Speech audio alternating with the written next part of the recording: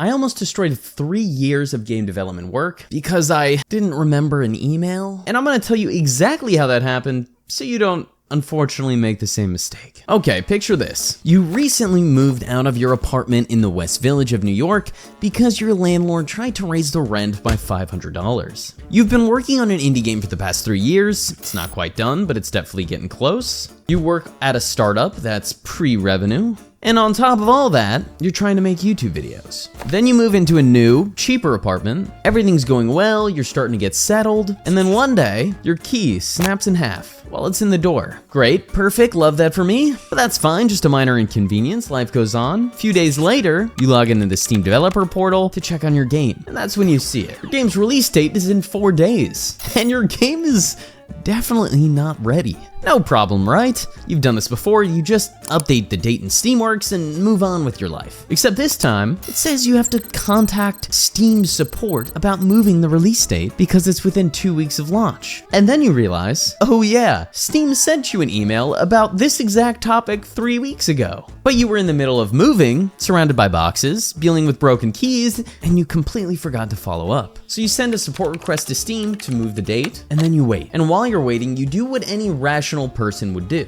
You spiral. You start looking up similar mistakes on Reddit, and you discover that people are saying this problem affected the visibility of their game on Steam permanently. And that's when the panic really sets in. You spend 3 years making this game, 3 years, only for it to be defeated before it even makes it to the starting line because you forgot to follow up on an email. So you make a Reddit post in a desperate attempt to seek reassurance from other developers. The answers are unclear.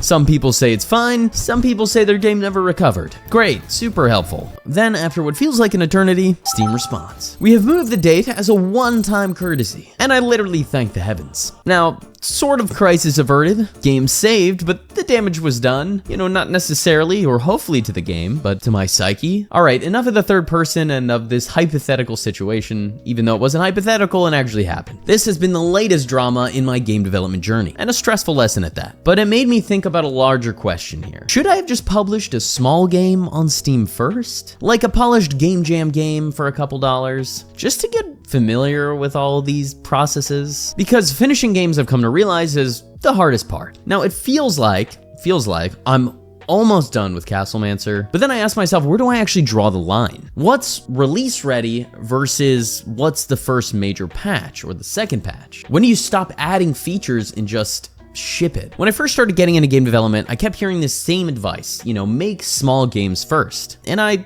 sort of ignored that advice. I wanted to make a more playground game where I could try out a bunch of different systems and mechanics.